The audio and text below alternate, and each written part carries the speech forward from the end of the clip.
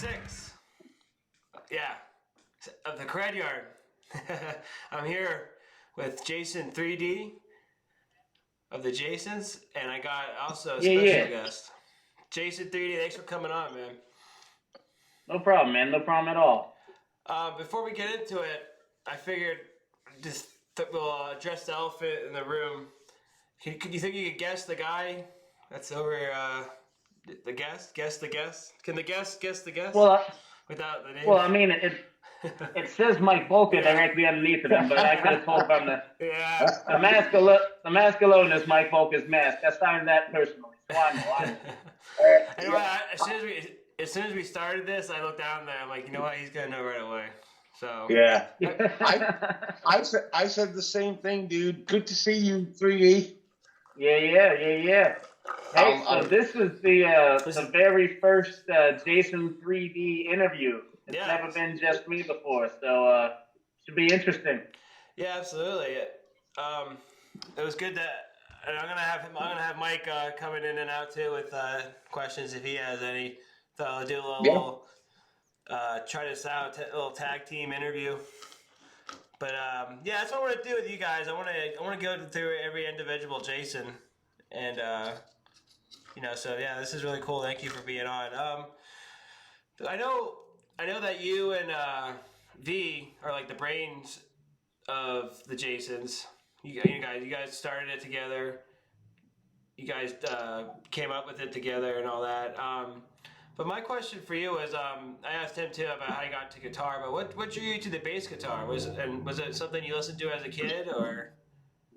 Man, so like I'm a total mark for Gene Simmons. I'll always admit that 100%. There was just back in the day, Kiss did a Holiday Inn commercial. It wasn't really Kiss; it was people dressed up as Kiss, and like that. So like it shows this fake version of Kiss on stage, and they're taking their makeup off. And do you remember these commercials? It was like, oh no, that's not Kiss. But I did stay at a Holiday Inn last night. You remember those commercials? I think so. And so Kiss had one, and I had like the family that I come from is not a very like music oriented family. Like I have like 2 uncles that music is their whole lives. One's a musician, one just really likes Motley Crue. So like there wasn't much inspiration inside of my family to explore outside of like the top 40 and stuff like that, And a sister of mine started dating this guy who played guitar, and he showed me some heavier music and this and that. I'd listen to like Motley Crue and Metallica with my uncle, but then like just one day, like I finally got to hear Kiss's music for real aside from that commercial and stuff.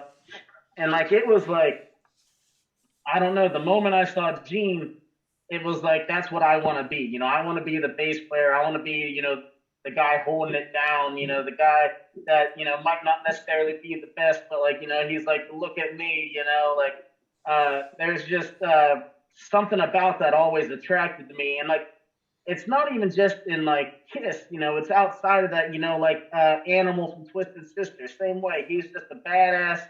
You don't always really notice him, but like if you're paying attention to him, he's like fucking punching his bass, fucking going to town. Like if you've never watched that guy play bass, watch live footage. He would anytime he hits an open note, he's not just hitting an open note.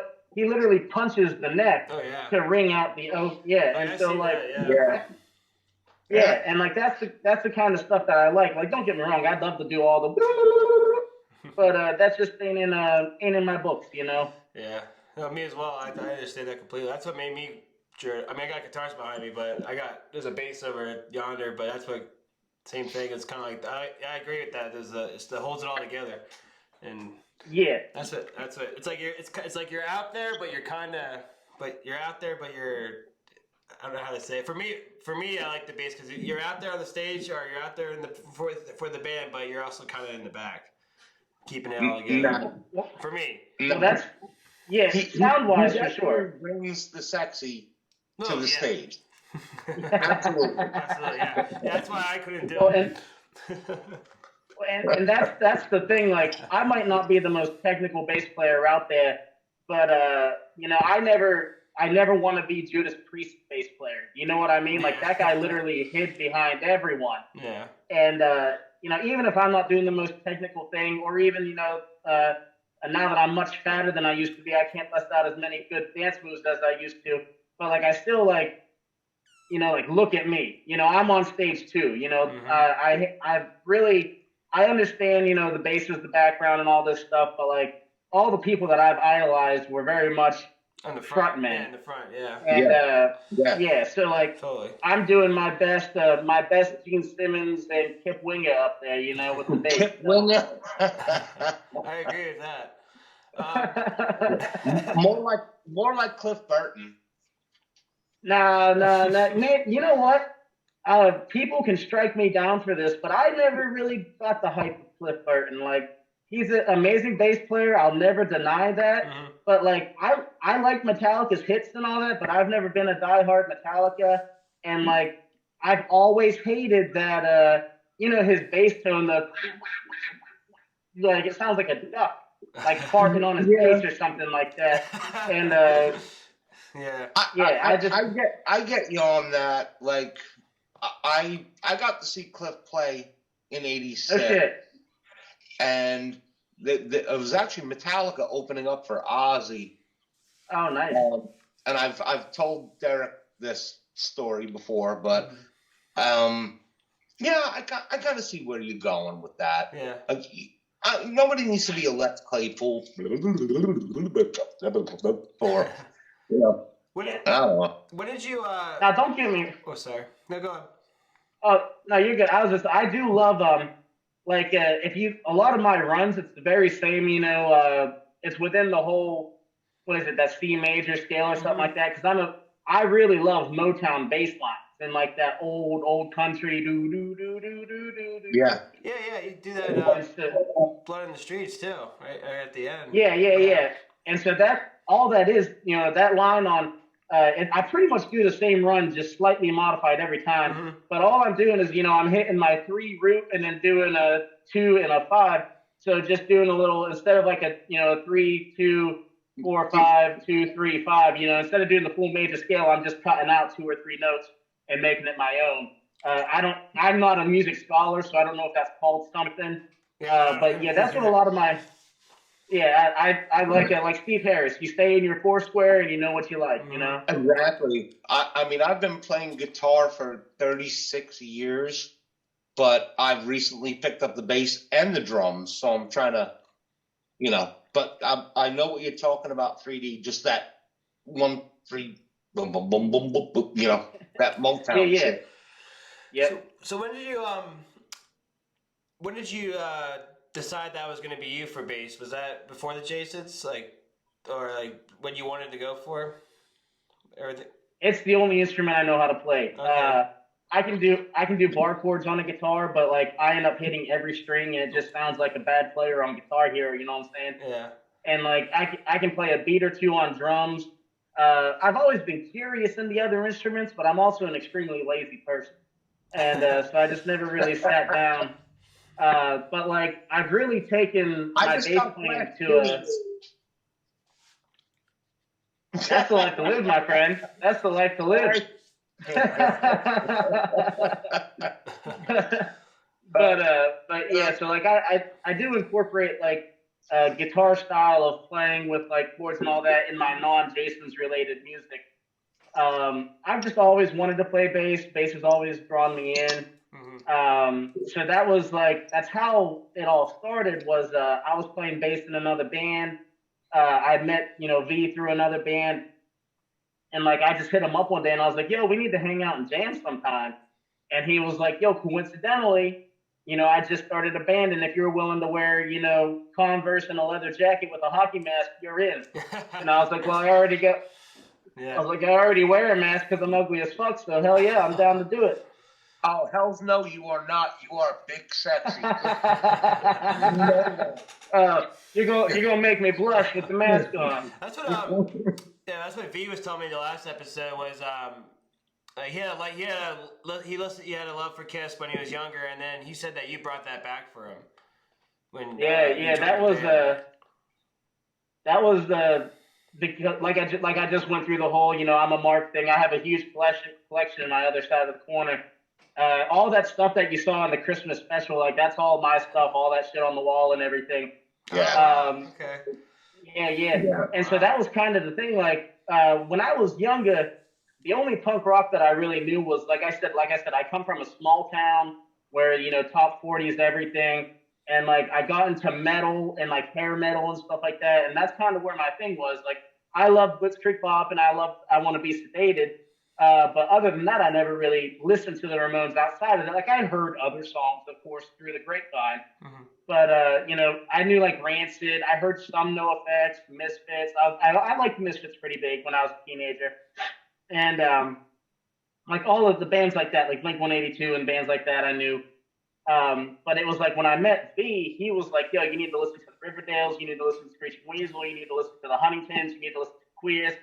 And it like fucking like blew my world, and like yeah, and that's why like I always hear like people talk about like, oh, like because of who I'm friends with, a lot of people might think that I've listened to punk rock my whole life, and I'll listen to people shit on people who have just now gotten into punk rock, and like that's super lame, man. Yeah. Like let someone explore a genre, if someone's new to something, instead of like talking shit on them because you know more than them, offer them things to listen to, give them stuff to learn. Yeah. Like, because that's how I was with metal growing up. Even though I'm not like I'm not like Hell and V. I can't tell you every band that's ever in the world, but I can tell you the bands that I like. Yeah, right. All Mel likes is ska and fucking hardcore. And Creed. Don't forget about Creed. Oh, and Creed. But I grew up listening to. Look, I was lucky enough to have two older stepbrothers, and I know Derek has heard this story, but my first two concerts were Motley Crue and then Van Halen a month later. And then after that, it just progressed into thrash, listening to thrash. And fucking then I got a little bit into punk. And then, see, my problem is right now is I know Derek knows about this, I'm still stuck in that 1994 fucking Fat Records. That's my thing. But if that's what you like, there's nothing wrong with that, Yeah. Yeah, but besides listening, like, I'm gonna have to do it. That Jarvis house. Yeah. Dude, seriously, that's great shit. Yeah. Yeah, I'm really proud of those songs, man. Like, and what V says isn't like an exaggeration. It was like I wrote that song, Tommy's Mom, and I was like, hey, dude, you got to hear this song I wrote. And he was like, well, fuck, I just wrote a song called Jarvis House, and like we've had those two songs probably recorded for like 2 years now, right, and just never had anything to do with them, And so that's why we decided to re-record a couple songs to fill out a 7-inch, and I couldn't be any more proud. And like. No disrespect to our previous members, but like the new version of what did we do? American Slasher and Camp Mando. Mm-hmm. They just a little bit better production, a little bit faster tempo. I'm also super stoked with how they turned out as well. Like for 4 songs and it like how good it sold on the first 2 days. Like I'm really proud of that release. Yeah, hells yeah. Yeah, it really is good. And it's a nice polish too with the To Get Fuck songs, which I was telling we talked about that in the last episode too with the, and you said so like Tommy's Mom, which you've posted as the longest 3D song on vocals. Yes. I loved every second of that. Yeah, that's probably that's like one of the top Jason's songs. Jason's songs for me. It's so fucking good. Thank you. So, thank you. You said you wrote that song. Is that like the first song you ever wrote for the Jasons, or is there any like a Crack a Beer maybe? No. Yeah, Crack a Beer was the very first one that I wrote, and I did not write Death First. That was B. So I wrote Crack a Beer for Get Fucked. And it's again, V can crank out a song like a motherfucker. I've jokingly given him a song idea, and he wrote like a good song by the end of the day. That just joking, we never used it, but like he's done that before, like just like written songs to throw away out of boredom. Wow. Yeah, and like I've written. There's one song that I tried to write. It called like Punk Rock Girl or something like that. I wanted to do my own version of like the queer song, but try to write it more about like the kind of girl that I like, which is like dystopian, punk rock, broken childhood women, and it was such a pile of shit. Like V gave me the green light. We started to record it, but we deleted it because it was so bad. Was that for V and yeah. It would have been for Blood in the Streets. Okay. V and I were driving down the street talking about our vision for Blood in the Streets, and like it got quiet, and I just looked at him and I was like, "My song's shit, isn't it?" And he was like, "It's not shit. It just doesn't have it lyrically." And I was like, "Let's throw it the fuck away then." And he was like, "Are you sure?" And I was like, "If it's not right for the album, I don't want to be the one that wrote the shitty song on the album." Right. That and like not saying that there's any shitty songs on the album. It's just you know what I mean. It's for the next 10 years, him and I both would have been like, "Man, I wish we didn't put that on the album."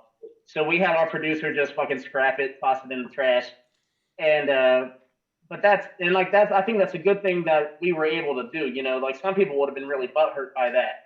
But I appreciate that B let me, find that on myself because it was the right thing to do. And then I wrote No Motivation, which is just a goofy, real short, tiny song. Yeah. It was good enough to fit the album. And then Tommy's Mom, it was just like Crack a Beer. I wrote it on my acoustic bass and I would play it to be goofy. And then one day finally it all came together. I got the bridge done. And I was like, that's a song. Yeah. That's a fucking song. Yeah. And I took it to V. And while we were recording, V did help me. We changed 2 or 3 words to kind of help with. Whenever I write, I like to write with syllables matching. Mm-hmm. So I do a lot of syllable matching and almost more like poetical rhyming in a sense. And I think that's why it's so hard for me to write like a punk rock song, is because I focus too much on whether it rhymes or not, rather than if it sounds good or not. And that kills me. That ruins it. Because being a big fan of Meatloaf, that motherfucker never rhymes in a song. If you ever he'll have a 10-minute song with 2 rhymes in it, and I'm like, how did that work? But yeah, so Jason, Tommy's Mom coming together really meant a lot to me, and that everyone's been so supportive about it. So it's been a good confidence boost these past couple weeks. Good, yeah, that's good to hear. It was. I know you. I'm glad you guys got that out too, because it's nice. Because those songs are, usually the B-sides or something don't ever see the light of day. So anytime a band does that, it's always I'm always down to hear it and appreciative of it. So thank you for that. I wanted to go back a little bit when you started to about the bass and everything. Sorry to backtrack a little bit, but no, you're good, man. You're good. When you were, how long were you playing bass when you joined the band with V?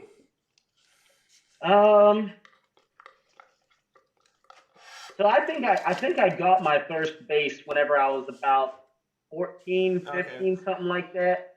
And I never really learned other songs, I kind of would fool around on it, just fuck around. I learned a couple songs here and there, jamming with buddies and stuff like that. But I think I started my first band when I was 18. And then I joined the JASONS when I was 20, I think. Okay. Yeah, something like that. So give or take 5 to 7 years, depending, but seriously not as long. Mm-hmm. So yeah, and it really sucks, man. One day I was sitting down, I was like, I've only been playing a couple of years, and I was like, fuck, man, I've been playing bass for 13 years. I should be a lot better at this shit. No, the way you play is, that's why I wanted to ask, because I know Jason's is all downstrokes and all that, they're Johnny Ramone style, but I know you too. I know was Dee Dee a big influence as well, Gene, or? Not originally. It wasn't until I started diving into the Ramones and stuff like that. and definitely like trying to do that hard hitting, Yeah, it's hard. fast paced. And like I've definitely used that argument before, where like B's like, nah, man, there's not enough time before your 3 and your 5. You got to do like a do do. Where I was like, nah, man, B would go do do do do do do. Yeah, right. And so there's I mean they were a big influence. They really like changed my life and all that stuff. But like definitely like the attitude, the force in it. Like the Gene is the looks and the Dee Dee was the playing up Hello? until about Blood in the Streets, where I started to add a little bit more technical into the bass playing and pay a little bit more attention to what I was doing. Right. All right. Um, so did you ever, with the way you guys are like, you guys met Joe Queer, produced some stuff for you, going on tour, meeting bands. Did you ever see that happening for you? Because I feel that would blow my mind. Just It was 100% like on our radar. Like we don't work with booking agencies. We made that happen. You know what I mean? Yeah. So like we I handle all of our bookings. People email us, I email them back. I shoot out messages to bars whenever we need shows and stuff like that. So like from day one, we were like, if we're gonna do this, we're gonna fucking do this. And it was never like a we hope this happens. It was like we're gonna make this happen. You know what I mean? Yeah. Absolutely. And so I think that's the way to go with it. Is like if you want to book a show, and if you know somebody, you know a venue. I mean, look what I did for John Kozowski at the Muse. I got a Teenage Bottle Rocket book for him. Just fucking get it done. Yeah, that's right. That's right. That's what. So that you learned, you guys learned like we're there. You guys still are. They're DIY right from the get go. So you guys kind of didn't wait for anyone to. You didn't wait for anyone to like kind of help you along the way. You just did it yourselves. And that's right. Now, that's not saying we haven't had a lot of help in the meantime. But like for the most part, yeah, it's us. Like our first couple albums were all self-produced. Until Mom's Basement started coming around. All of our tours are, self-booked, self-made. All of our merch is paid for by us, and it's just like we've been very fortunate. We've been very lucky. We'd be ignorant if we said that the gimmick didn't help us in the least bit. It's been a huge benefit in our time. But, it's been one of the greatest things that's ever been said to me, and it's been said to me on multiple occasions, is that so many people have been like, yeah, you know what? I checked you out because the masks and I like Friday the 13th and stuff like that. And he's like, it's funny at first, but then like, then you start getting into the music and, here I am now. I wouldn't even care if you guys were still wearing the masks. I just like the music so much. And that's really one of the coolest things that's ever been said to us. And we've had multiple say it. So I feel like I kind of believe it at this point. You know what I mean? Yeah, absolutely. That's how. Absolutely. That's how I got into you guys was I think I was on Bandcamp. I might have just typed in like I was just looking up harp through harp punk or Google or Bandcamp. I know I got to the Bandcamp page eventually, but I think I was just typing in like Friday the 13th punk or something. Literally like I was looking for like Halloween punk stuff, and then I found you guys. And then I went to your Bandcamp and started listening, and I'm like, oh my god, this is like the Ramones. Like this is way more than what I was expecting. Like, not from looking at you guys. I mean, just like I thought it'd be like it was more to me than just horror punk. It was like actually good music, and and that's what. So I totally agree with that. I mean, are you guys ever gonna take the masks off? Or You can do like the unmasked version. You guys gonna do the kiss? Yeah. Yeah. Keep that unmasked Kiss reference, and we got a T-shirt with that artwork on it coming out, unreleased. But it's pretty badass. It came out really good. But I mean, Kiss said they'd never take the makeup off, and they ended up taking the makeup off and putting it back on. Yeah. Yep. But at the same time, with the way that we've created the characters, breaking kayfabe a little bit, my name's not really Jason 3D, Oh, really? Yeah. So with Kiss, you know, taking the makeup off, they were still Gene Simmons and Paul Stanley. Wait, hang on. You got it too. Yeah, I got it. We're all good? Yeah. Says we no longer has a time. Are we good? Yeah, we're good. Sorry. Yeah, we're good. I thought we had a limit. All right. Thanks, Sue. All right, sorry about that. All right. Yeah, a lot of problems. Yeah, it's just getting weird. Maybe is this corner haunted? Yeah, maybe, Is I this don't know. anything, That's good. We have no limit. yeah. All right. So, but yeah. So I will say this. Go ahead, Derek. Go ahead. No, go ahead, 3D. Well, my thing with I don't know if 3D remembers the first time I met him, and do you ever have that weird feeling where somebody's behind you, and you're watching another band, and he's just like here between, you know, myself and my wife, you know, Amy, obviously.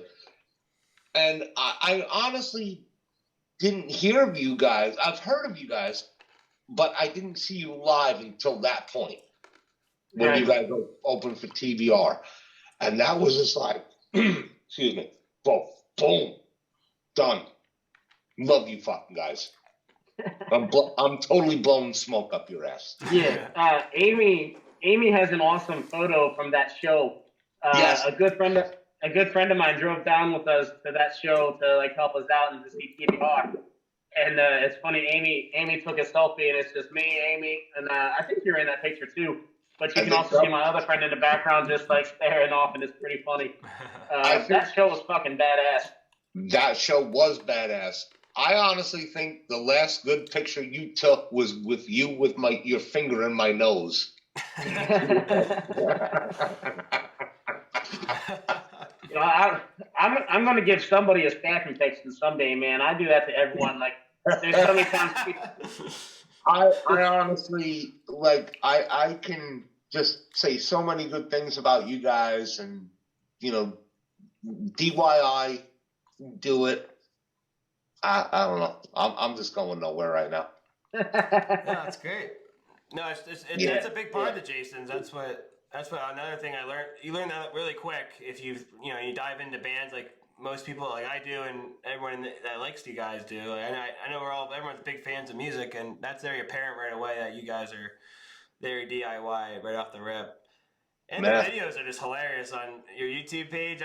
I used to sit there like every night just watching them, laughing my ass off. Very funny. Oh, and by the way, why didn't I win a fucking award today? I got the tattoo. Oh, you gotta take that up with the leader, man. He made those things. No, I'm fucking around. That's why he's here now. We should do that. Now that there's a whole group of y'all with tattoos, we need to do who has the best Jason's tattoo. That's a good idea. I got the best one. I don't know, man. Mine's got the flag in it, so that one's the. Yeah, well, you saw mine, right? Yeah. Yeah. So I wanted to ask another question, if you don't mind, Eric. Yeah. This T-shirt. Yeah. Did you do that one?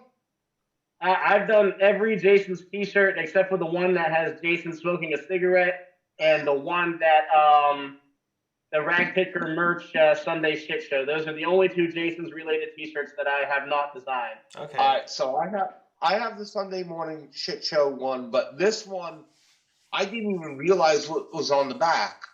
Like, oh, it's you. Like, what the fuck?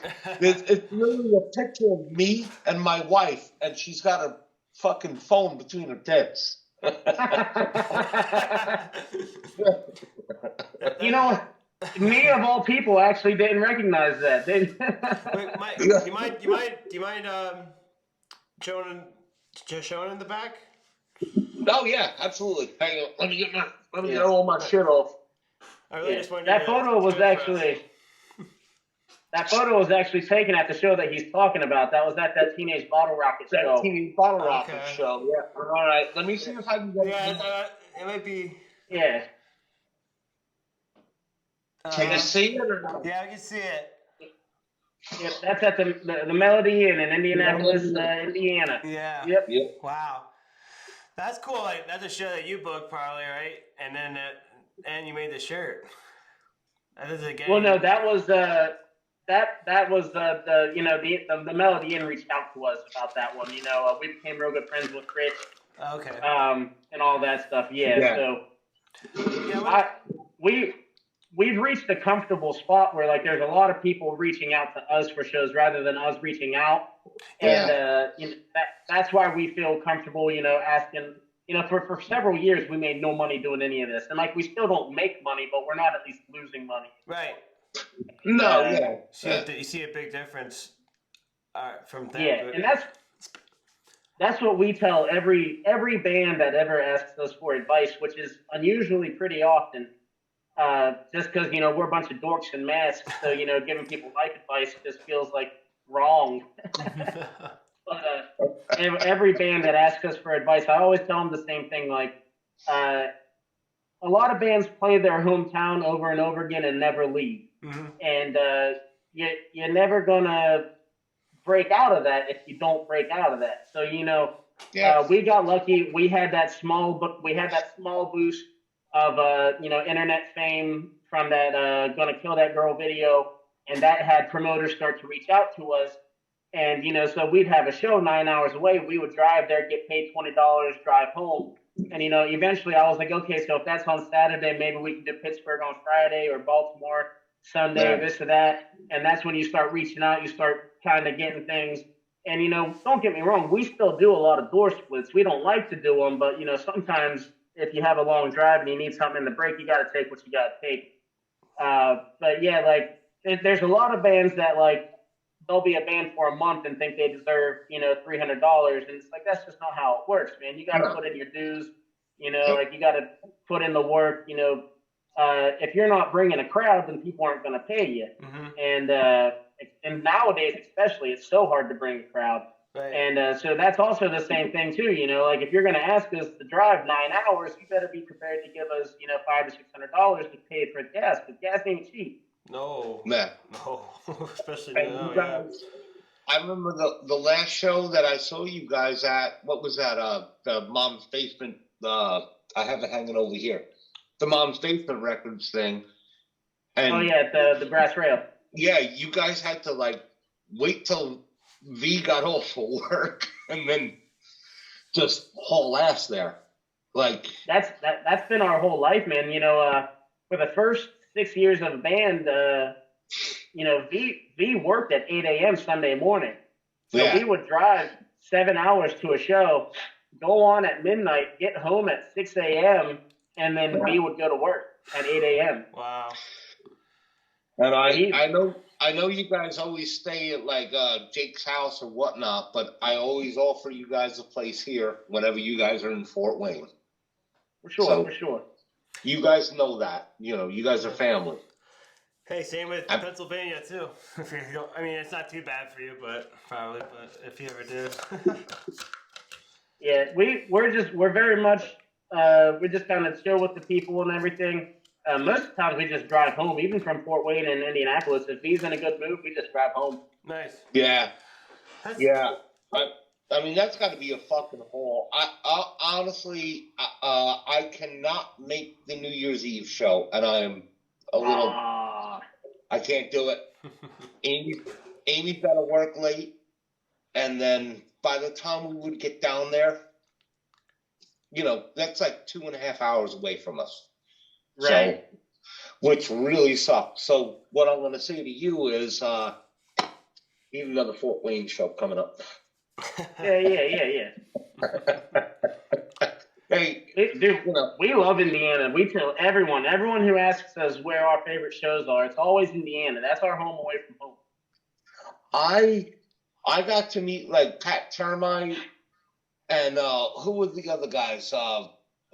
Going Places. Yeah. They're all from the same area where I grew up, like on Long Island and Staten Island. No shit. It fucking blew my mind. So I'm talking to Pat Termite, and he's like, "Oh yeah, I'm from Greenwood, Long Island." I'm like, "Get the fuck out of here!" I couldn't fucking believe it. So that was also the same night that I roadied for you. Yeah. What I want to ask about the merch and everything too. I'm glad you mentioned it. Did you go to school for anything? Any like graphic design or anything, or did you just learn everything on your own?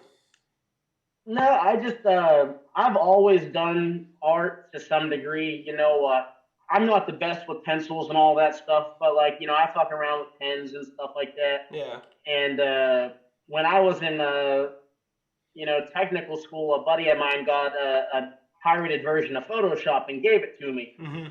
And I just started fucking around with it, and like I don't know the chops to it and all that stuff. I know the stuff to get to where I want to go, and like sometimes I got to Google a new trick or something like that. So I'm very self-taught when it comes to all of that stuff. And like every now and then I'll meet like a professional designer that can give me some advice on here and there. And it's very very amateur work, very basic, just like V with doing V edits all of our videos and all that stuff, except for the stuff that Marcus Crawford has done. Mm-hmm. And so we just it's that whole mentality of we wanted to do it. We might not be able to do it the best, but we're going to get in there and we're going to do it. And that's part of what I love is like if you look through the art of the band, you can really see me not only grow as a musician but also grow as an artist. Yeah. Like some of the earlier shit is just pure garbage, but like the longer we've been doing at it, the better. And like I've had the privilege of working with so many other great bands, helping them out with album artworks and T-shirts and stuff like that. And it's been a lot of fun. I've gotten to do a lot of really cool projects. Yeah. That's what I think you did. Or did the Huntington's reissue plastic surgery or something, and you did the art for it? Yep. They reached out to me and asked me if I'd be interested. Recent. And I fucking love that album. That's my favorite Huntington's record. Yeah. And so it was like, fuck yeah, and they didn't really have an idea. They kind of like gave me free, what is that word? Where like artistic freedom. Mm-hmm. Yeah. And And I came up with the idea. I sent them a real rough sketch, and they're like, okay, cool.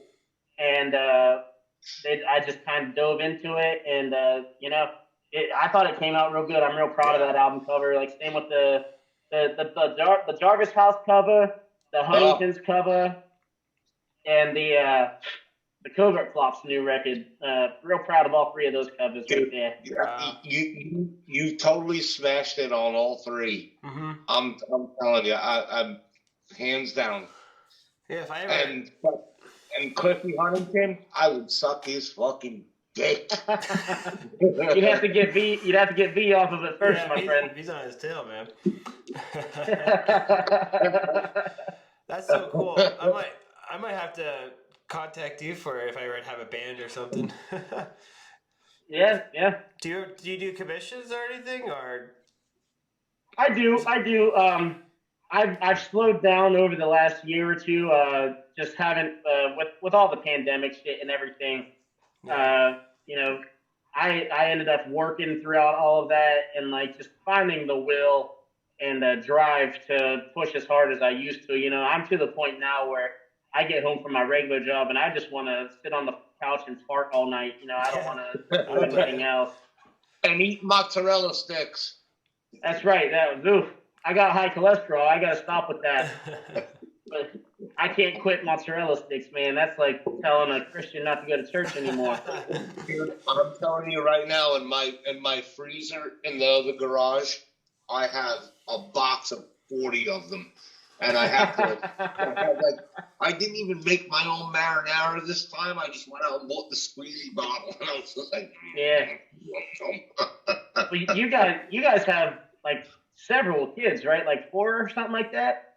Well, Amy's got 3 from a previous marriage. And then, we have Quinn. And then They all live with you guys, right? Yeah, so I'm sure you guys go through like bagel bites and cheese sticks like a motherfucker. Well, we got every other week, So like, Oh, okay, her okay. kids, her kids, they have shared custody, but we always have Quinn, the baby. But I have 4 of my own that are all grown Oh, up shit. in their 20s. Yeah, yeah. So God damn. fucking Brady Bunch. They're all Jason's. You guys got Yeah. your own fucking baseball team. Oh fuck yeah. There you go. I mean, my kids are all grown up. They're all doing their own thing. My one daughter is an excellent musician. She Nice. plays trumpet, trombone. She plays guitar, and we're gonna inherit another child. My wife's niece, who I call my niece. She's awesome. She just got accepted to the Indiana University here on a music scholarship. Yeah. So Congrats to her. That's awesome. Yeah, that's cool. yeah, that was great. But I besides my gift that I got yesterday, I cried when I heard that. Yeah, I'm a bitch. Me too. Yeah. So that was something I never really. Family stuff never did much for me. I don't plan on having any kids or anything like that because I'm very selfish. I like living my life for myself. But I will say, the older I get, family stuff and movies is starting to be like, oh man, Yeah. I wonder what. But I got some nephews. I got nephews and nieces and all that, and they all remind me about how happy I am to not have children. So it's okay. Because they go home at the end of the day.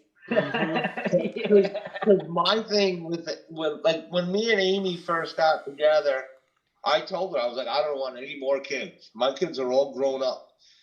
And then Quinn comes along. So now every week, like her kids, they go back to their dads every Sunday. Bye-bye. See ya. Now, and her one son, who is the youngest, he was like, so Dad, does this mean that Quinn comes home with us on the weekends? And Amy's ex-husband was like, no. I mean, that's kind of a fair question, though. If you don't know, then yeah, absolutely. Yeah, because he was young, and me and her ex-husband get along very good. He's a stand-up dude, and they're divorced for a reason. That's their fucking problem, not mine. But like hers. Oh, go ahead. Huh? Who, me? Oh, so I said amen. he said every time he comes into the house lately, he'll walk up. She's got like this little swing in front of the fireplace and the TV, and he'll just walk up to her and go, "You want to throw hands?" And then he just pulls her socks off and throws them across the room. Yeah. Nice. Yeah. How, you mentioned you have nephews 3D. How are they fans of the Jasons, or do they support what you've been doing the past couple of years? No, they don't know anything. So my mother and my mother's side of the family has been very supportive. They don't listen to any of the music. They don't do, but they buy the T-shirts, and like growing up, my mother was very supportive. She drove me to my first couple shows before I got a license and all that. Mm-hmm. And she also is only a head, so you got to remember that. But yeah. So it's to not have a whole body. It raises a lot of question when you're driving your kid to school and back. How does it even work? No hands. Yeah. What was it's you know what? You know what? It would remind me of hell. Just sitting back there going like that. Yeah. But my dad never really gave a fuck, and he still doesn't give a fuck. He never will give a fuck. And but yeah, so people were supportive without being supportive at the same time. It's the thought that counts.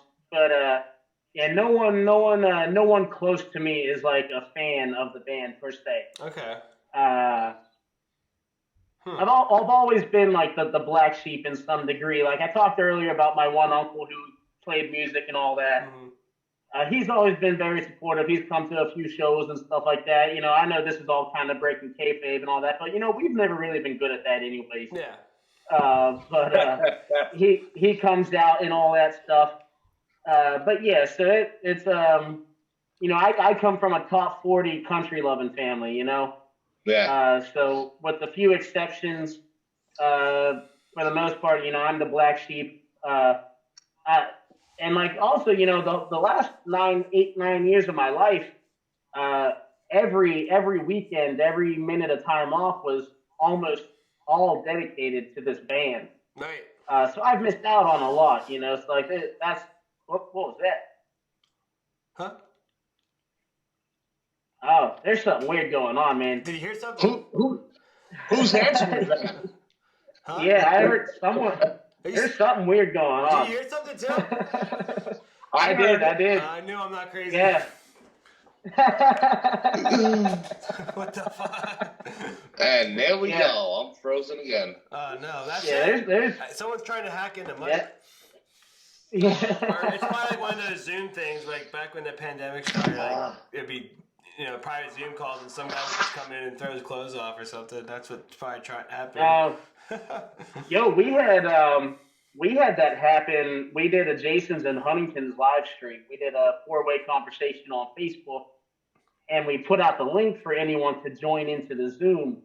And thankfully, nobody saw it. Yeah. Like it wasn't like broadcasted.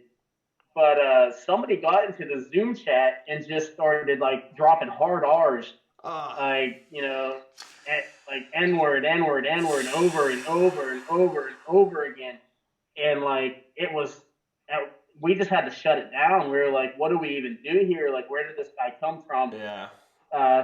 Thankfully, we were able to kick him and block him, and he never came back. But it was like, why even do that? Yeah, that's what people did when this started. They just sat there and would look for rooms or any Facebook lives or anything like that. Just to mess around with people. Yeah, if nothing else to do. I don't know. It's terrible. Got another better to do. Yeah, that sucks. I'm sorry to hear that happen. Jeez. Yeah, I mean, sorry if I'm going like all over the place, but no, you're good, man. The logo you have on your shirt too, that's from your design, right? Yeah. Awesome. Yep. Cool. That is so V and I really kind of fought over this logo actually. V had this idea. V was like, I want an eagle, but whenever you look into the eagle, you see a mask. And I had no idea what the fuck he meant. And I was like, what do you mean an eagle that you see a mask? Like, it doesn't make any sense. And like, so I kind of tried a couple different things. We couldn't see eye to eye on it. We weren't coming to any kind of agreement. Mm-hmm. And but like we were both trying. He was trying his best to explain it. And like in retrospect, I think I know what he means, and I still don't know if I'd be able to pull it off to this day. But I thought about giving it another try. But I made this. I made this guy, and so like I got it all. I put it together, and he wasn't about it at first. He was like, man, he's like it's this way. He's like, it's too upfront in your face, He's like, it's not what I envisioned. And I was like, but hold up, let me try something. And so I took this like metal wall overlay and like splattered it with blood and like took this and cut it into the metal and added shadow. And I was like, instead of looking at it black and white like this, and we ended up using that image for the back of Blood in the Street. Right.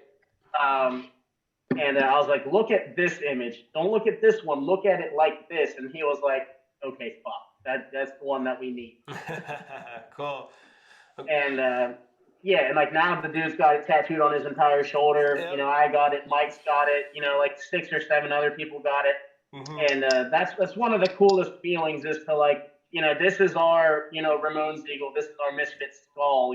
Like this is something that hopefully someday, obviously not everyone, but like people who know will be able to just see this and be like, oh yeah, that's the Jason. Yeah. You know? Hey, yeah, absolutely. You never know. Yeah, I want to get that too eventually, so I'll be joining in. Hopefully, Fuck yeah. that's. Oh, you better. Oh yeah. No, yeah. Don't be a fucking pussy about it. Get it done. I will. No, I'm not worried about tattoos. I have like my punk rock arm, Yeah. and it's got I have like Bad Religion, Descendants, got my Jasons, got my Bouncing Souls. My first one was No Effects, and Yeah. that's a fucked up. That's a fuck. You heard that story. That's a fucked up story. Yeah, you got that. Yeah, that's on the episode. Yeah. Yeah, 3D. I want to ask too. Like, you were talking about tattoos. Like, all yours are very music related too. So that's really cool. Do you plan to get any like more, like covered as Yeah, dude. I have so many ideas. I just keep blowing all my money at the strip clubs, man. No, that's not. You should be getting money at the strip clubs. But yeah, I mean, a good bit of mine, like I got the giant gene here, but like, and then like I got the Ramones here, but like I got this shark just because it's a shark mouth on a hinge, That's cool. That's a good idea. But like, like these ones are all for family members. I got ours, and then I got Meatloaf, and then this was the very first one I ever got. That's why it's so shitty. I drew that when I was 16. So it's fear. And I used to when I was a teenager, there was a tattoo shop right beside my house, right? And so every day after school, I would go over there and I would help draw pictures. Like, and they would never tattoo them because like I said, I wasn't really all that good. But like they'd let me hang out. They'd pay me to like fold their paper towels for them, and I painted a couple things on the walls for them and stuff like that. And they just kind of took me under their wing, let me hang out with them and stuff like that. In their eyes, it was like their own version of, making sure I wasn't out in the streets doing anything wrong. But yeah, so that guy, like, I drew that and he tattooed it on me when I was 16.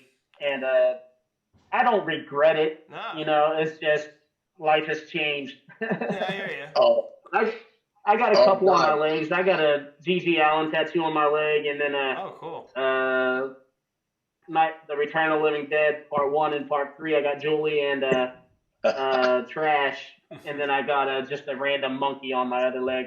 And I do have a John Wayne Gacy tattoo on my knee, and that was by far the most painful. The knee? Oh, yeah. I heard that's a bitch. My back is covered. And I do not show that fucking tattoo to anybody. It was 8 hours of bullshit. And it was freehand. It was like a jailhouse tattoo. But I mean, it doesn't look bad. Whatever. But like this right here, that right there, that killed. Yeah. But I've never had to tell somebody tattooing me to stop, and I was like, that's enough. I couldn't do it anymore. I was like, done. I'm tapping out. We'll wait until next week. I was real worried about this guy because everyone always told me that the inside of your arm was hurting real bad, and like I mean it's just a line, so it's not like it's that detailed. That's also a Gene Simmons reference. Yep. Did you just hear "Hey" again? Someone just said "Hey" again. I don't know. Oh no. Yeah, someone just said. Maybe it's my mic. I don't know. I'm gonna let you know right now. My house is haunted. So. Oh, there we go. You brought the spirits. Something, yeah. Sorry. Yeah. But yeah, no, I always thought that this one was gonna be real bad because everyone always warned you about the inside of your arm. But like, and plus that's all fat. I mean, look at that. I got them bingo wings going. I got it too. And it didn't hurt at all. No, yeah, that's cool. All the music stuff, really cool stuff. Bingo wings, get the fuck out of here. Yeah. We all know you're the hottest guy in the Jasons. That's right. I've always said, fucking big sexy. I love you, dude. I love you. So I know we were talking about with the songs you've written earlier and Tommy's mom and all that. Do you think there'll be any more? Hopefully, like maybe an album with 2 3D songs on it, maybe, or you think is Oh, for sure, for sure. I got one kind of in the works. I really hope it works out. I have this like big song in my head. I kind of want to, how Jason's father was never around, mm-hmm. so I kind of want to take that, broken childhood. But I've always admired Alkaline Trio song Hell Yes. And so what I want to do is I want to combine, like Jason's, life without a father to like a person with a life without God. And I want to combine those two ideas into one song. And I've already got like lyrics written up and all that stuff. I have this idea for how the compositions would go.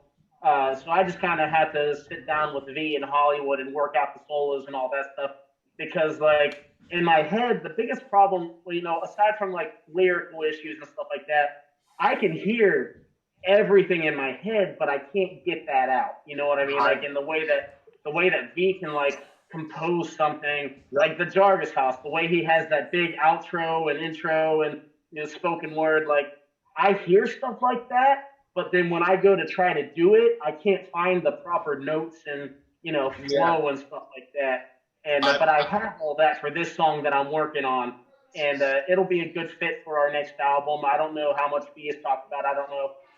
We have a 5-year plan for our next several records, and it's going to be a real trip. We're going on a real ride together. It'll be a lot of fun. Oh, cool. Yeah, V mentioned in the last when I talked to him, it was it's called Satan Cells. That's the name you're going with. Yeah, Cool. Yeah, I was kind of waiting to see. I know I asked you before what's okay, what I could ask, but I was kind of waiting. I wanted to see maybe if you would bring it up, but yeah, that's what I'm excited to hear that. So that's cool. I can't wait to hear that. Holy shit, that's gonna be so cool. Nice. Absolutely. Yeah. That record's gonna be a lot of fun, and like a lot of people are gonna get butthurt, but like a lot of people else forget. As much as we make fun of like horror punk and all that, we are guys wearing masks. Obviously I'm a fucking toy collector, so I'm a fucking dork. As much as we talk shit on everyone, we make fun of everyone. It's very much done in the vein of like like those guys like South Park and stuff like that. Right. If it's popular, we're gonna make fun of it because that's what people want to hear. And like, cause we go hard on Black Craft Paul, And like, I have a lot of friends that love Black Craft Paul, and it's cheesy, To me, it's like the goth kids version of those old Affliction and Tap Out shirts, And it's like if you like it, that's fine, that's you do your thing. But I'm allowed to tease you about it, just like you're allowed to tease me about collecting toys, And that's not to sound like some like fucking like conservative douchebag or something like that, but that's the thing. Like a lot of people just can't laugh at themselves anymore, and I think that's where a lot of issues lie in things. Yeah. And my wife makes fun of me every day, and I actually turn around and say, "Yeah, you're right. I can make fun of myself every fucking day." I think we need that. People need that, and then that's there. Yeah. You guys done that, even with on Get Fucked, like with the men singers. Did you I would ask V if, but I forgot. Did you guys ever hear anything back? But like that. We've not heard anything. Okay. I want to be an asshole. We were always hoping because like we have no real beef with them. No. Obviously, it's V has gone on record to say it's all a joke and everything, but like yeah.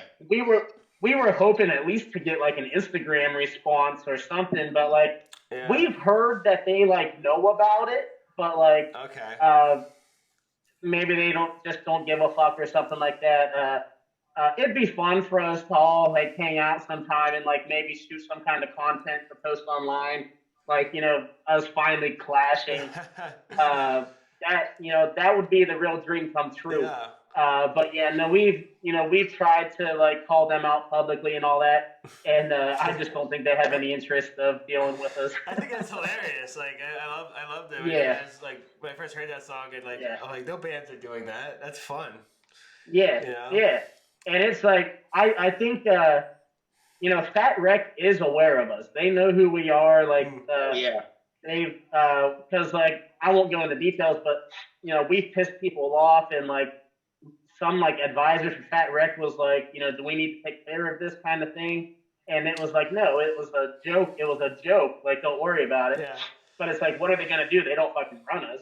But we tried to make contact with Fat Wreck and all that, and like they all know about us. I don't know if we're just too crude or not good enough or what, but we're doing fine with Mom's Basement. John's been nothing but great to us. Yeah, no, John at Mom's Basement.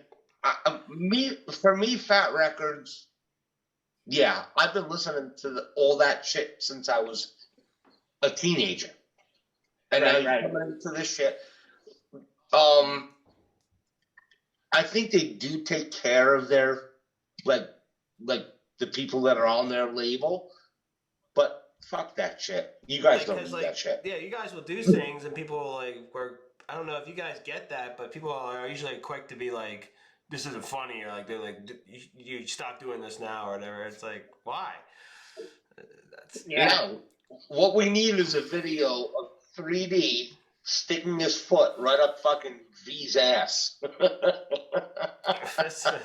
Nah, man, I'd lose my boot. I wouldn't be able to get my boot back. Even if you're wearing the Gene Simmons boots. We need one, especially if I'm wearing the. Yeah, we need one with the with you in the men's singers. That'd be a cool one. I think when you guys released the music video for "I Don't Want to Be an Asshole," I think I sent that on Instagram to the singer, but I think I don't remember if you opened it or not. I think I wrote like, "Yeah, this is for you guys" or whatever. But that was years ago. I mean, 2017. But not year. Oh, wow. Yeah, who knows? Maybe one day we'll all meet up and we'll do a split and we can record each other's versions of the songs or something like that. Oh, dude, that'd be so cool. I feel like they're really cool guys. They would probably be down with that. Yeah. Oh, dude, and like we've gone on record. I love that song, the "I Don't Want to Be an Asshole Anymore" song. Like, it's a good song. Yeah. But it is. It's a goofy video. Like it's They put Jason in a flannel shirt cutting lettuce. I was like, what the fuck is this? That's what's so great about you guys. You saw an opportunity and you went for it there after that. Yeah. Dude, now, you guys are going for, like, and I hear, like, Mass and Cheater jokes, too, now, a little bit. Those are good, too. We definitely need more of those. Yeah, I mean, we've always, we've kind of always made fun of Masked Intruder. We've always attacked the Menzingers. We'll make fun of Blitz Kids just because we're both from, they're from West Virginia, where we reside in West Virginia. Yeah. We make fun of everyone, man. I mean, we've definitely hurt some butts in our day, but, that's the thing that happens when you don't got lube, so they'll deal with it. Everyone, we've come face to face with people that we've offended and, like, explained our side of the story, and, eventually they calm down and they're like, okay, I get it now. And that's what I was saying. A lot of people can't act themselves anymore. Yeah. I pissed off Masked Intruder once. That was bad. So there was this venue, whatever, just real quick. Bar and grill in the front. You go down the side of the thing. Somewhere here in Fort Wayne. Help me out, 3D. I think it was the Ruin. Anyways, so you have to go down the side. I'm like, where's the show at? It's down there. I go back. They're not even, like, sound checking. They have all their masks off. And I'm like, oh, you guys are ugly as fuck. And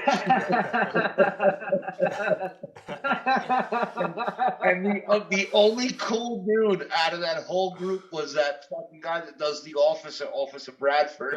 Yeah. He was cool as shit. And I'm like, they were like, I think Blue was like, you're not supposed to be back here. And I was like, wow, you sound like a girl.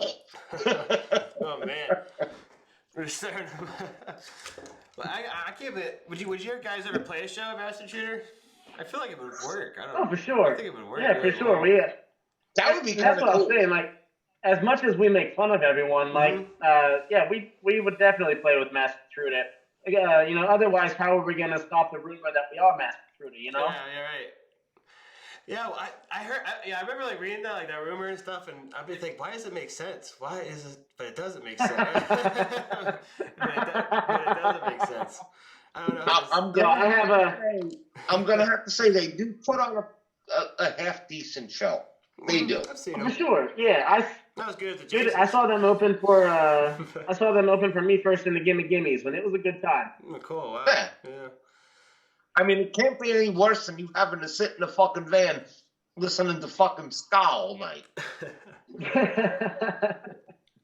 Yeah, the van trips are really wild, man. So like, the van trips, we was talking to Joe Queer whenever we were working with him. We were talking to Joe Queer, and Joe was like, "We don't play music in the van at all." And we were like, "What do you mean?" He was like, "We listen to music every day, so why do we need to listen to music in the van?" And like, I get it, but I think that's because their choices are limited. Maybe like I don't know if they're not as diverse. I'm not trying to like say we're better people or anything. I know what you mean. Not putting us on a pedestal. No. Yeah. But yeah, like our van trips are really wild, man. Like especially on tour, like we go from everything from like V likes to hog the auxiliary cable, because he drives a lot.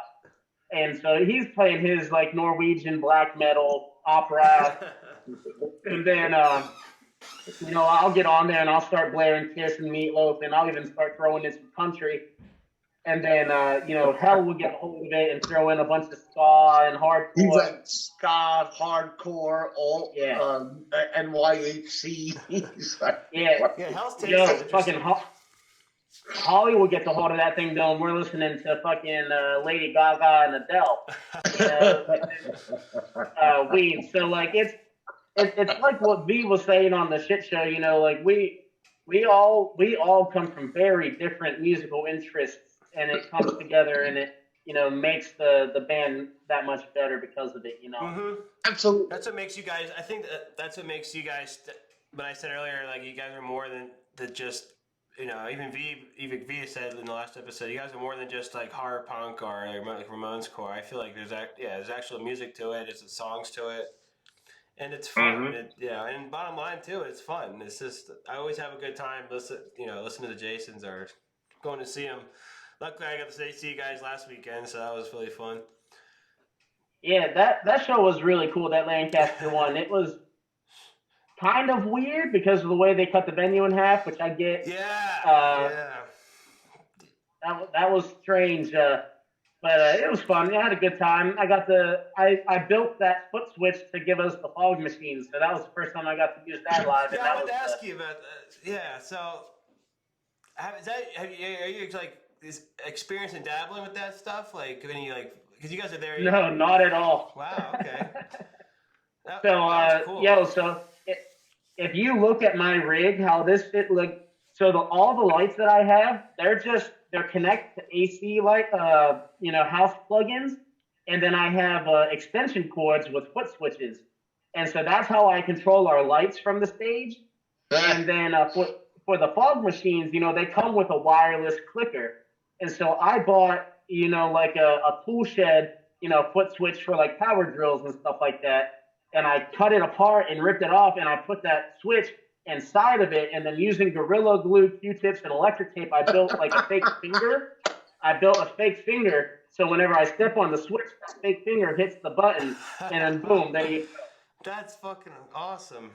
All you're missing now is like a 10-inch fucking dildo to step on, and then you're boom. Well, we leave that in V's ass during the show. Nice. Oh yeah. Absolutely. Or in his mouth. Yeah.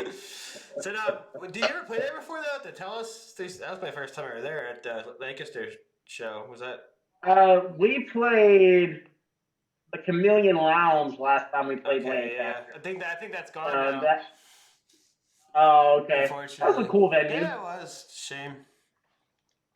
Yeah. Yeah, it was very strange. Like, it was crazy how it flipped to like a nightclub. I wasn't expecting that. Dude, show. instantly. Yeah. like they were like, nightclub starts at 10:30, 10:29. Those doors open. Yeah. Like it was like what the fuck? It was like a punk show turned into like a I don't know, New York club show, 80s Yeah. I don't know. It was like a bunch Yo, of yuppies. No, I was saying. the coolest thing about that though was like, so like we push all of our shit to the side so people can come in and start dancing. Everyone's trying to get our shit out the side door, and so I'm like standing by our shit to protect it.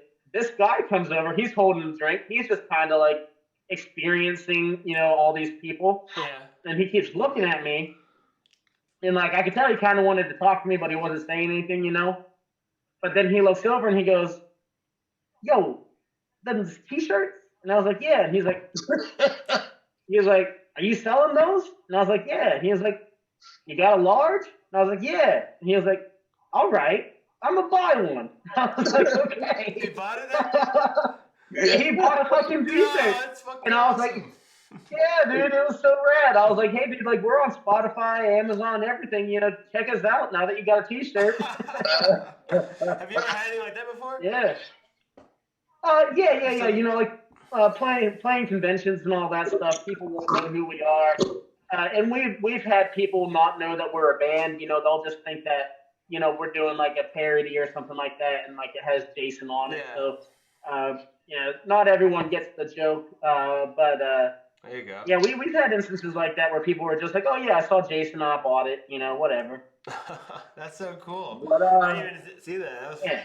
I think I ended up helping out Cliffy. I was bringing some stuff, like some of the gear down to him in the front, and I Yeah. walked to the front of the venue and like seeing all the line of people. I was like, "Holy shit!" It was Yeah. God damn it. yeah, it was crazy. Yeah. Uh-oh. I busted the van into that, like, I think it was like a garage entrance or something like that, and we just fucking literally ran everything out the door down the street to get to the van. Wow. But we got out of there surprisingly easy with how busy that city was. We got out of there pretty easy. Mm-hmm. Oh yeah, yeah. It was. Thank you for playing there. It was a good night. That was all thanks to the Huntingtons. They invited us out there. Cool. Yeah, they're our big brothers. Yeah. They're our big brothers, helping us out when they can. It's such a weird connection. Like, yeah, I feel like he's just gonna keep coming and going. But I was talking to V, like it's weird, like with our sound isn't like exactly like the Huntingtons, but like it's clearly influenced by the same music as the Huntingtons. And it's like every time we play with the Huntingtons, it's like people really just kind of stand around for us. Like a couple people like you and your friends were getting into it, and but then it's like the Huntingtons will come on and people will be like, fucking Huntingtons. And it's like okay, like didn't even like us, but you like the Huntingtons. It's just weird. It's like I don't know if like Huntingtons fans like take it too serious or something like that. I don't know. Yeah, I don't know. Yeah, I came for. I I've listened to Huntingtons for years and years and years, but I never thought I'd ever see them. And then, so thanks to you guys, I saw them. I'm just kidding. Yeah. So, yeah, I know what you mean, though. That's very interesting. Yeah, I feel like you guys go hand in hand. So I don't know. Yeah. But yeah, it was a But don't get me show. wrong. We're never gonna stop playing with them. We're gonna play with them every opportunity we can get. Of course. Yeah. And use those VIP all access passes. I got mine still. So I ain't hanging up here yet, but I got mine. That was such a dick move on our part, but like it's so fucking funny. And, like I found that picture of them, and I was like, "Yo, guys, what the?" It's so old. Like, look how tiny Mikey was. Like, like a little baby. Yeah. Hey, Mike, you with us? I'm all sorts of fucked up over here right now. Can you hear me? Yeah. We can hear you, but we can't see you. Yeah. That's all right. Well, I was gonna say, we'll wrap it up. I don't want to hold you too long, 3D. Oh, you're good, man. I got nothing else to do except jerk off and go to sleep. Okay. Oh, you need a hand? Yo, if this ghost keeps fucking around, it's gonna have to help me out itself. Yeah, I know. Well, it's got Mike right now. Yeah. So I have a really good Cliffy Huntington story. yeah. You know what? I don't even want to tell it because I know, Derek, you've heard it before, so I don't need to tell That's it more again. that's more of a Jason B podcast, anyways. Oh Yeah. yeah, Yeah, you gotta send it he the would be so jealous, so fucking jealous. He'd be like, "Oh, why is he pulling you up on stage?" And I didn't even know their fucking song. They were doing what was it, pool party? That's what you told me, yeah. I think it was pool party. And all night, Cliffy's just like giving me like high fives. I saw them open up for MXPX. Oh, and, okay. And Slick Shoes. 2 nights. I went 2 nights in fucking Manhattan. And next thing you know, at the end of the fucking show, he's dragging me up on stage instead of a high five. I'm like, okay, what do I do from here? And he was like, just screaming to the mic. And that's what I did.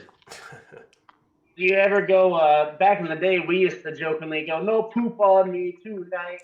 No poop on me tonight. Yeah. And what's really funny is I saw them at Joey Ramone's last show at CBGB's. That's, no shit. Yeah. Yeah. That's fucking awesome, man. And I didn't even know that it, like, I didn't even know them back then. And I didn't find that out until about like six months ago. That holy shit, that was the Huntingtons that opened up for Joey Ramone.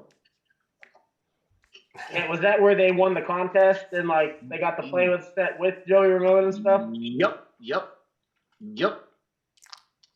That was absolutely it. Yeah, dude, look it up on YouTube. There's some pretty sick footage. Yeah, they like won a battle of the bands, and the winner of the battle of the bands got to perform a Ramones cover set with Joey Ramone on lead vocals. That's fucking amazing. So and Mike was at that. Yeah. Wow. Yeah. I was there. Yeah, you were there. Yeah. That's so weird how the world is like. A little connection right there. You know, they're friends with the Huntingtons, and you saw them, and like that at that show. That's funny. Yeah. There's one of the greatest lines ever is from that show. The Huntington's drummer started to play too fast, and he fucked up. And Joey Ramone goes, "Slow down there. This ain't Limp Bizkit." He said that? Yeah, I gotta hear that. I gotta YouTube that. Yeah. I gotta find it. That's awesome.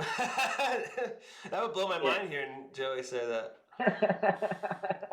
Like what? Yeah. And that's like that's back whenever he was the manager for the Independents and all that. And it's so cool getting to hang out with those guys all the time because they get to they tell us stories about hanging out with Joey and all that stuff. And the Independents are a real cool band if you never checked them out before. I think I've listened to them, but nothing to like that can. I think just from reading about Joey and all that stuff, they've come out. Oh, okay, yeah. I'd love to listen to them though. Oh no. It's like ska-ish with a horror punk twist. Okay. Yeah, it makes sense because like Joey's wearing like a lot of like voodoo. Well, they're not really horror punk, but like voodoo glow skull. You don't need a strap anymore. Yeah. He's wearing a lot of those T-shirts in the '90s and stuff. I remember, so that makes sense. That's cool. Yeah. Well, Joey managed them. Joey managed the Independents up until his death, I believe. Oh wow. What's that, Mike? Oh, yeah, Mike, you muted. He's like. All right, I'm back. She just like, what's up? Did you just say voodoo glow skulls? Huh? What's that? Did you just say voodoo glow skulls? Yeah. Yeah. You got something, don't you? Come on, what is it? Oh. Yeah. Cool. Nice. I I saw them 2 or 3 times in Pittsburgh. Those guys kick ass. Yeah. Underrated. Yeah. Nowadays, I would say. Yeah, well, Frank Casillas is not in the band anymore, so it's kind of different. Yeah, it's not quite the same, but it's not terrible, but it's not like the Casualties where they got Rodrigo in there and Rodrigo's fucking kicking ass.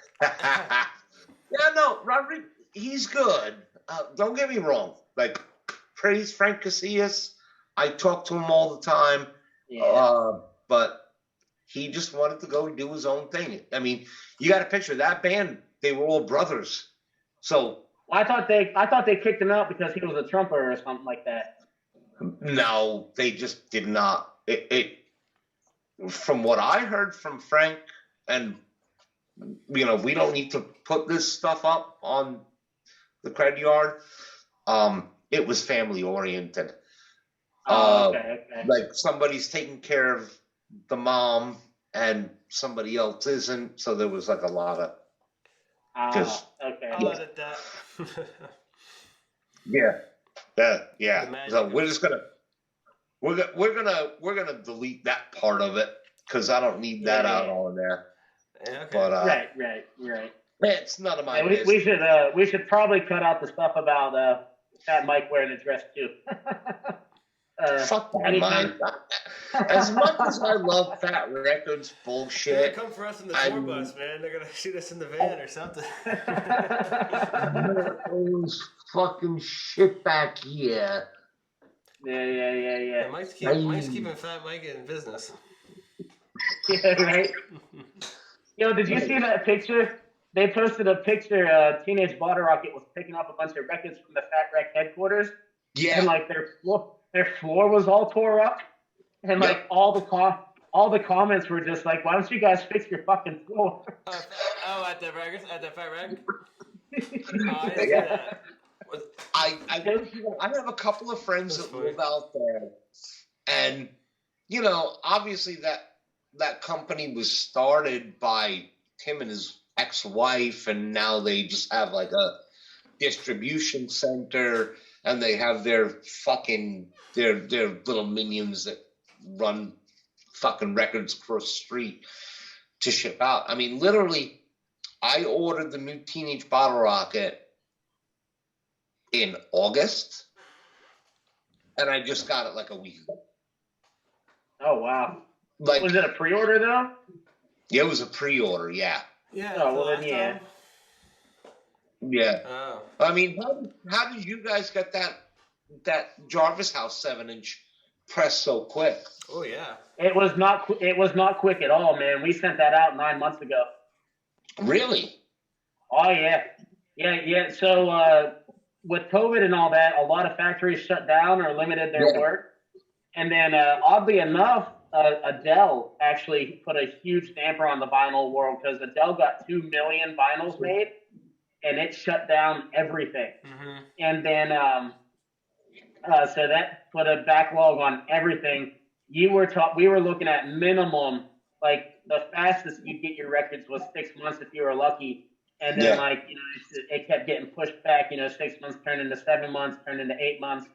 We honestly didn't think that we were going to get the Jarvis House released this year. We thought it was going to be a 2022 deal. Yeah, you guys got right. We got real lucky. Mm-hmm. Yeah, and it was in-house too, so it wasn't a pre-order. So literally, you ordered it, you got it. I literally had mine in 4 days. Yeah, well, because that's what I'm saying is we paid for it up front. It wasn't like a pre-order deal where they're putting in the order, so your money is going towards getting the vinyl actually made. Where in this case, it was already paid for. So as soon as we got it in the mail, we put it up for sale. I still have Face to Face, the copyrights, like all these other bands. I ordered them months and months ago. Nothing. Yeah. I mean, it's affected the toy collecting world too, man. Like especially like the company that I ordered most of my stuff through is NECA, and all of their shipments been real fucked up. I've been waiting on American Werewolf in London toys for months, and they've just been on pre-order. And so I canceled them because something happened where like they're popping up. There'll be 5 at this Walmart, 5 at that Walmart, 5 here, 5 there. And I got real lucky. A buddy of mine found them and shipped them off to me. And so like even toy orders and all that have been having a lot of issues with that stuff. I believe it. It's all those shipping fucking all the cargo ships that they're stopping in the harbors and all that. Right. traffic I flow and all got that stuff. Amy was going to get me a Gary Holt Signature Series ESP, Oh, nice. and my dealer that I go through at Sweetwater, I know you know who Sweetwater is. Yeah. He was like, "Yeah, you're talking about a year." So we were just like, "Nah, we'll wait. Yeah. We'll wait." That's so I have crazy. my good thing. You never. I have my. Yeah, go ahead. Oh, Go ahead. no, I'm I'm sorry. sorry. I just you never think. I don't know. It just blows my mind that you never expect something like this to happen, but especially with music and all that. And yeah, I've heard about that with the Adele thing too. Like she, bought all those getting all those records made, and then put all like the underground bands or smaller bands and all that, put them up behind. That sucks too, because that's how bands make money is with with merch and physical Yeah. vinyl, like especially the punk bands and all that. Yeah. Yep. You don't make money off of radio play anymore. You don't make money off of CDs anymore. You make money off of your merch, and hopefully that you like with like Mom's Basement Records. Yeah. You're getting a cut of it, right? So For sure. Yeah. Now, I will say we've made a lot of our money off of CDs actually, because we've sold. I'd say we've sold at least 2,000 CDs, and like charging $10 a pop for those. We might not make money, but like they're paying for themselves to get made nowadays. Same with the yeah, t-shirts and all that stuff. Yeah, because when I talked to V about it, like when you guys started, you guys were at the DIY. You guys were kind of reluctant. I mean, you're on Bandcamp, but you didn't want to be on like streaming and stuff. I know that. I did. V didn't. Yeah, I did. V did. You wanted to be on it. Okay. Yeah. That makes sense.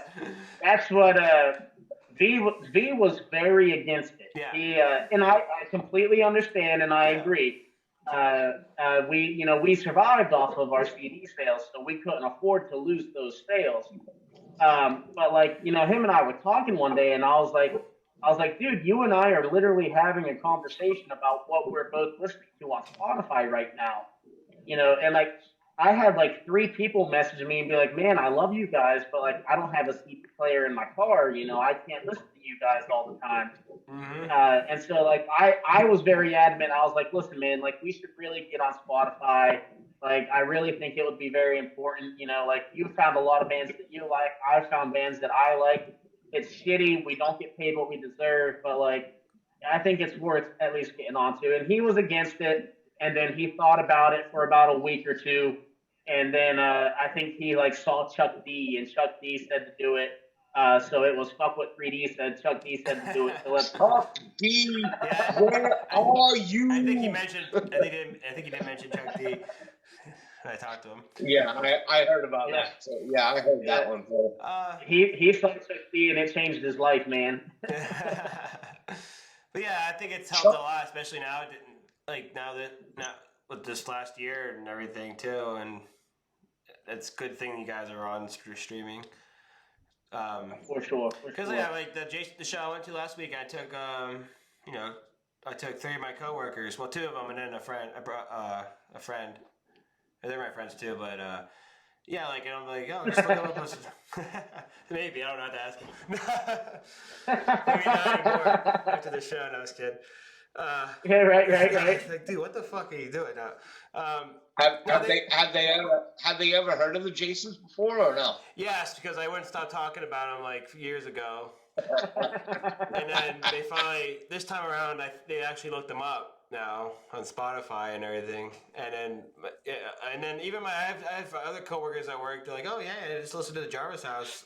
Like that's really fucking good. And my one coworker, so. Yeah, it's great that you guys are on streaming. That album is just, 3D. I got to give you credit on that one. That is a great album. One thing I want to add too. I can't stop listening to it. I'm gonna be honest. Yeah, me neither. I can add this out too, but I wanted to ask on May 13th, are you guys gonna play? I think you guys are playing Bar 13. Yeah. Okay, cool. Because I was talking. My coworker that I went with the show with. He told me about it. He goes, "Oh, dude," because he goes to Bar 13 a lot because his one of his friends' band play there. They're like a thrash metal band. They play at Bar 13 a lot in Delaware. Oh, nice. So Nice. he's like, "Yo, the Jasons are going to be there the 13th." He goes, and he never takes off work for a show usually. Oh, And nice. he's like, "I'm taking off for that." So I'm like, "Yo, I Yeah, am dude, too." it's Friday. Yeah. It's Friday the 13th. Yeah, I was like, hold on, I am too. What the fuck? I'm like, what the fuck? I'm really disappointed because I'm not going to be able to make the New Year's Eve show, and everybody's going to be there. Like I'm like, you know. If you haven't looked into that, we're playing with Tiger Sex for the first time ever. That's our first time sharing the stage with them. Although I don't know if we've ever played with some kind of nightmare either. I know one of my other bands has, and I think the Renfields have, but not us. Yeah, I'm like, I can't ditch the wife on New Year's. No. Just get a pumpkin or something to go live for you or something. You know what? You guys can listen to it. No, it's not going to be the same because you guys know. Hey, when was the last time I saw you, 3D? I helped you guys drag in your equipment, and you're like, "Oh, I'm going to give you the heaviest thing here." What the hell was that? Man. What did it look like? It was like it was like this preamp, like the bass black amp? box. What's that? Was it the bass amp? I don't know what it was. It must have been Hell's hardware for his drums. No. It has wheels. Whatever it was, I was like. You went, put him to work. Put him to work, that's all. Yeah. Hey, I'm the asshole that fucking, I was like, hey, you guys got me. I had flamingo nosebleed all day. Was it my bass head? Like, was it like this thing? Yeah, like, I think it was the bass head, dude. Yeah, this thing? Like, fucking. Yep. Yep. Oh, this thing ain't heavy. What's wrong with you, man? And look at you. Come on. Get over here now. That's because Mike was going like this the whole time during the show. I love it. Cool, man. Well, I love it. We're like an hour and 30 minutes in. I think that's fair to. Got some good content. Yeah. 3D, thanks for coming on, man. Mike, is there anything you want to ask? Any last speaker? I think I got everything out of the way except for saying, 3D, thank you for your messages yesterday and everything else, with these past couple of months that, what me and my family have been going through. Yeah. You're a good dude. I love you. I'm not gonna get all mushy. Yeah, I'm start. If you start crying, then I'm gonna start crying, and he's gonna start crying, and I'm gonna forget to hit stop recording, and then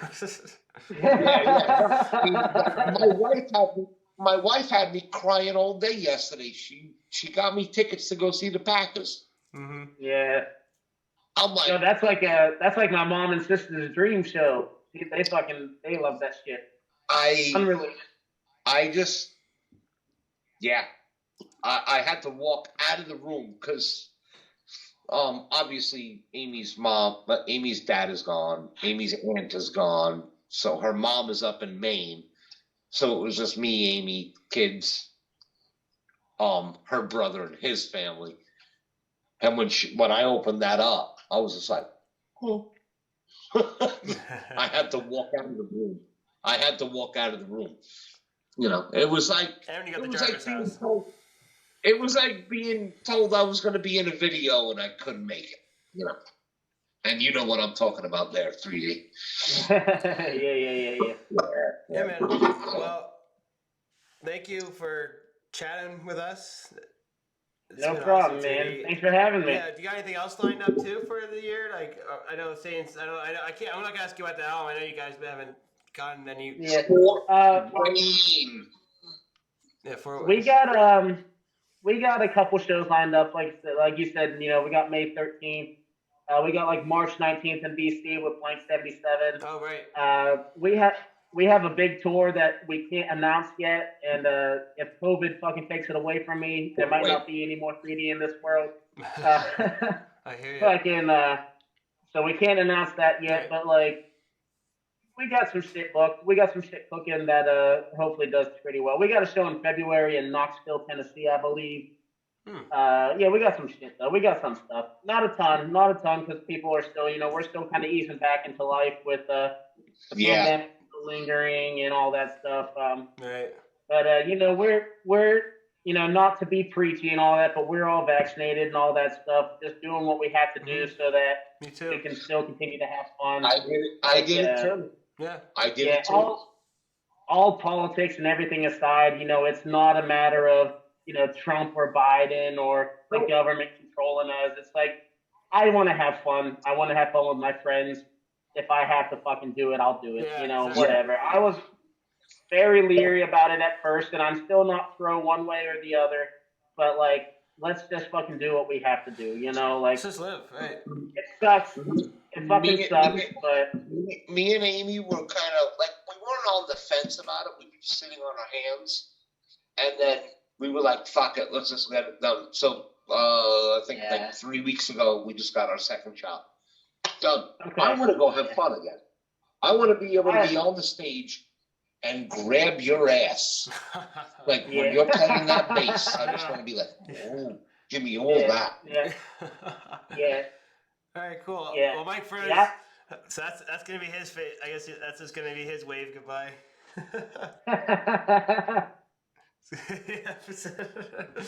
All right, 3D. Thank you so much for being on. It was a lot of fun. Hey, no problem, man. Thank you.